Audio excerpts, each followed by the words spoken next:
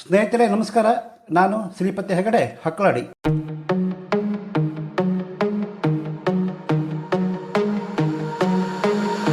ಈಕೆ ಶ್ವೇತಾಂಬರಿ, ಒಂಥರ ಫಾರಿನ್ ನಾರಿದ್ದ ಹಾಗೆ. ಇನ್ನೊಬ್ಬಳು ಬಿಳಿ ಸುಂದರಿ, ಇಂಡಿಯನ್ ನಾರಿ. ಶ್ವೇತಾಂಬರಿಯ ಹಾಲಿಂದ ಎದ್ದು ಬಂದ ಬ್ಯೂಟಿ ಆದರೆ ಮತ್ತೊಬ್ಬ ಸುಂದರಿ ಇದ್ದಾಳಲ್ಲ, ಅವಳು ಭಾರತೀಯ ನಾರಿಯರ ಹಾಗೆ ಹಣೆಗೆ ತಿಲಕವಿಟ್ಟ ಸುಂದರಿ. ಇಬ್ಬರೂ ಶ್ವೇತಾಂಬರಿಗಳೇ, ಆದರೆ ಫಾರಿನ್ ವೈಟ್ಗಿಂತ ಸಿಂಧೂರವಿಟ್ಟ ಸುಂದರಿ ಚಂದದ ಕದರೇ ಬೇರೆ. ಅದು ಅಟ್ರಾಕ್ಷನ್. ಆ ಕೆಂಪಿದೆಯಲ್ಲ, ಆ ಕೆಂಪೇ ಬಿಳಿಯ ಅಟ್ರಾಕ್ಷನ್ ಭಾಗ. ಶ್ವೇತಾಂಬರಿಗೆ ಕಲ್ಲರ್ ಇದೆ, ಅದೇ ಹಾಲು ಬಿಳಿ, ಮುಜ್ಜಿಗೆ ಬಿಳಿ, ಮಾಸಲು ಬಿಳಿದ್ದ ಹಾಗೆ. 3-4 ಬಣ್ಣದಲ್ಲಿದ್ದರೂ ಬಿಳಿ ಹೆಂಡತಿ ಬೇಕು ಅಂತಾರಲ್ಲ, ಹಾಗೆ ಬಿಳಿ ಇಷ್ಟಾಗ್ತಾಳೆ. ಶುದ್ಧ ಬಿಳಿ ಸುಂದರಿ ಒಂದು ಕಡೆಯಾದರೆ, ಕುಂಕುಮಿಟ್ಟ ಬಿಳಿಯಮ್ಮನ ಸೌಂದರ್ಯ ಗಣಿಯಲ್ಲ, ಆಕೆ ಧಣಿ. ಇದು ಬಿಳಿ ದಾಸವಾಳ ಕತೆ ಮಾರ್ರೆ.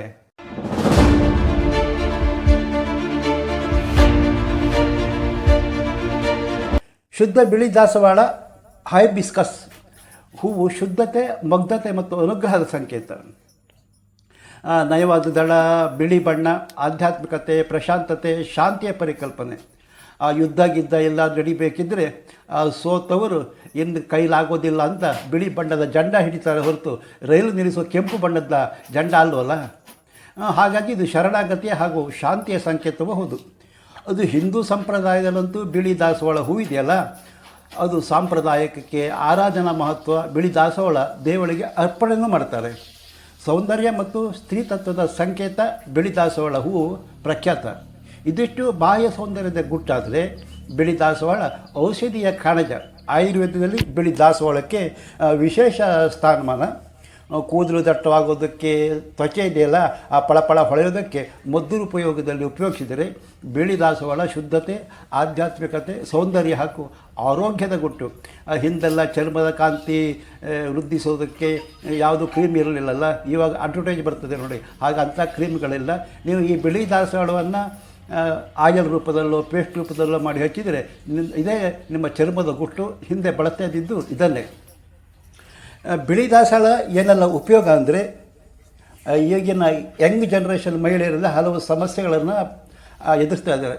ಹಾರ್ಮೋನ್ ವೈಪರೀತ್ಯ, ಸಮತೋಲನ ಕಾಪಾಡಿಕೊಳ್ಳೋಕ್ಕೆ ಕಷ್ಟ ಆಗ್ತದೆ, ಋತುಚಕ್ರ ಬದಲಾವಣೆ, ರಕ್ತಹೀನತೆ, ಅನಿಮಿಯಾ ಸಮಸ್ಯೆಗಳಿಗೆ ಈ ಬಿಳಿ ದಾಸವಾಳ ಮದ್ದಾಗಿ ಬಳಸ್ತಿದ್ದಾರೆ.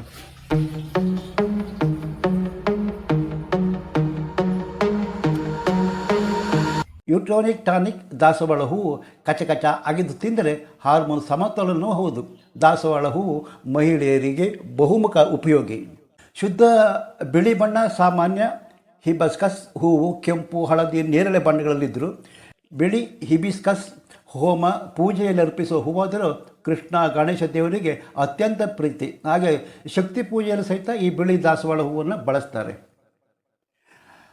ಬಿಳಿ ದಾಸವಾಳ ಹೂವು ಹೃದಯದ ಆರೋಗ್ಯ, ತಲೆ ಕೂದಲು ವೃದ್ಧಿ, ತಲೆನೋವಿನ ಶಮನಕ್ಕೆ ಸಹಕಾರಿ ಅಂತ ಹೇಳ್ತಾರೆ. ದಾಸವಾಳ ಎಲೆ ಹೂವು ಉಷ್ಣ ಅಥವಾ ಗರಂ ವಾತಾವರಣ ಇದೆಯಲ್ಲ, ಆ ವಾತಾವರಣನ ತಂಪಾಗಿಟ್ಟರೆ ಹೂವು ಹೊಲಸಾಗಿ ಬೆಳೀತದೆ. ಹೂ ತೋಟದಲ್ಲಿ ಈ ಬಿಳಿ ದಾಸವಾಳ ಹೂವು ನೆಟ್ಟರೆ ಆ ದಾಸವಾಳದ ಹೂವು ಆ ತೋಟದ ಸೌಂದರ್ಯಕ್ಕಿಟ್ಟ ದೃಷ್ಟಿಪಟ್ಟು. ಆ ದಾಸವಾಳ ಎಲೆ ಹೂವು ನುರಿದು ಕೂದಲಿಗೆ ಹಚ್ಚಿದರೆ, ಎಲ್ಲ ತೈಲವಾಗಿ ಬಳಸಿದರೆ ತಲೆ ಚರ್ಮ ತಂಪಾಗುತ್ತೆ, ತುರಿಕೆ ಕಡಿಮೆ ಆಗುತ್ತೆ.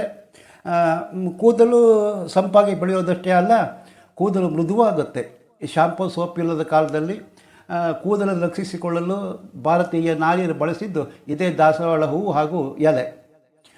ಹೂವಿನ ಹರ್ಬಲ್ ಟೀ ಅಥವಾ ಹೆಬಿಸ್ಕಸ್ ಟೀ ಪ್ರಚಲಿತ. ಇದರಲ್ಲಿ ಇರುವ ಆ್ಯಂಟಿ ಆಕ್ಸಿಡೆಂಟ್ ಮತ್ತು ಫ್ಲಾವನಾಯ್ಡ್ ರಕ್ತದೊತ್ತಡ ನಿಯಂತ್ರಣಕ್ಕೆ ಸಹಕಾರಿ ಅಂತ ಹೇಳ್ತಾರೆ. ಹೃದಯದ ಬಡಿತ ಸರಿ ಮಾಡುತ್ತೆ ಅಂತಾರೆ. ಕೊಲೆಸ್ಟ್ರಾಲ್ ಮಟ್ಟ ಕಡಿಮೆ ಮಾಡಲು ಸಹಕಾರಿ, ರಕ್ತ ಚಲನೆ ಸುಧಾರಿಸುತ್ತೆ ಅಂತಲೂ ಹೇಳ್ತಾರೆ.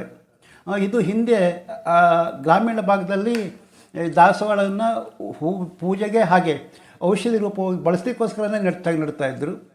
ದಾಸವಾಳದ ಗಿಡ ಇಲ್ಲದ ಮನೆಗಳೇ ಇರ್ತಿರಲಿಲ್ಲ.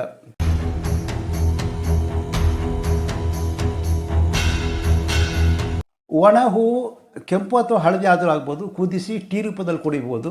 ದಿನಕ್ಕೆ 1 ಕಪ್ ಕುಡಿದ್ರೆ ಸಾಕ್ರಿ. ಹೂವು ಮತ್ತು ಎಲೆಗಳು ಆಮ್ಲ ಮತ್ತು ಆ್ಯಂಟಿ ಆಕ್ಸಿಡೆಂಟ್ ಚರ್ಮದ ಮಲಿನತೆ ತೆಗೆದು ಕಂಗೊಳಿಸೋದು ಮಾಡುತ್ತೆ. ಇನ್ನು ಮಡವೆ ಸಮಸ್ಯೆ ಇರೋರಿಗೆ ಇದನ್ನು ಹಚ್ಚೋದ್ರಿಂದ ಮಡಮೆಯ ಸಂಖ್ಯೆಯನ್ನು ಕಡಿಮೆ ಮಾಡ್ತದೆ. ಇನ್ನು ಚರ್ಮದ ರಕ್ತ ಪ್ರವಾಹ ಹೆಚ್ಚಿಸಿ ನ್ಯಾಚುರಲ್ ಗ್ಲೋ ಕೊಡುತ್ತೆ. ಹೂವು ನುರಿದು ಪೇಸ್ಟ್ ಪ್ಯಾಕ್ ಮಾಡಿ ರೂಪದಲ್ಲೂ ಹಚ್ಚಿಸ್ಬೋದು.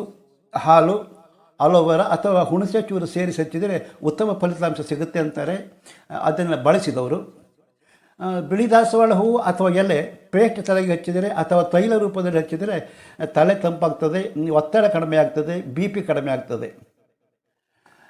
ಸ್ನೇಹಿತರೆ, ಇವಳು ನಾನು ಮುಂಚೆ ಹೇಳಿದ್ನಲ್ಲ ಇಂಡಿಯನ್ ಬಿಳಿ ಸುಂದರಿ ಅಂತ, ಇವಳು ನೋಡಿ ಹಣೆಯಲ್ಲಿ ಒಂದು ಕೆಂಪು ಚಂದದ ಬೊಟ್ಟು ಇಟ್ಕೊಂಡಿದ್ದಾಳೆ. ಇವಳ ಬಗ್ಗೆ ಇನ್ನೊಮ್ಮೆ ಹೇಳ್ಕೊಡ್ತೇನೆ. ನಿಮಗೆ ಈ ವಿಡಿಯೋ ಇಷ್ಟ ಆದರೆ ಆ ಮೀಡಿಯಾ ಫೋಕಸ್ ಚಾನಲ್ ಸಬ್ಸ್ಕ್ರೈಬ್ ಮಾಡಿ, ಲೈಕ್ ಹಾಗೂ ಶೇರ್ ಮಾಡೋದು ಮರಿಬೇಡಿ. ನಿಮ್ಮ ಅಭಿಪ್ರಾಯ ಕಾಮೆಂಟ್ ಮಾಡಿ. ಮತ್ತೊಂದು ಇಂಥದ್ದೇ ವಿಷಯ ಹಿಡ್ಕೊಂಡು ನಿಮ್ಮ ಮುಂದೆ ಬರ್ತೇನೆ. ಅಲ್ಲಿ ತನಕ ನಮಸ್ಕಾರ. ಜೈ ಕರ್ನಾಟಕ, ಜೈ ಹಿಂದ್.